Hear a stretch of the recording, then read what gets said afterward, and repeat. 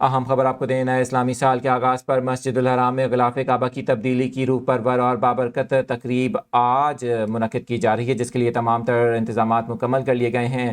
غلاف کعبہ کی تیاری اور تبدیلی کا عمل خادم الحرمین شریفین شاہ سلمان بن عبدالعزیز کی نیابت میں گورنر مکہ مکرمہ کی سربراہی میں انجام دیا جائے گا۔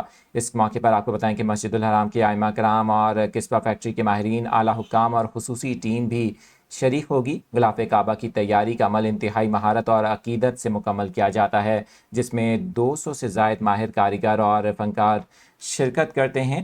اس سال بھی 11 ماہ کی محنت سے تیار کیا گیا نیا غلاف مجموعی طور پر 1415 کلوگرام وزنی بتایا جاتا ہے۔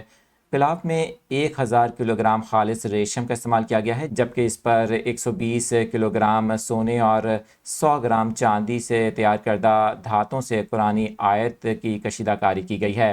نیا غلاف 4 بڑے ٹکڑوں کے ساتھ ساتھ درمیانے اور چھوٹے 47 حصوں پر مشتمل ہے۔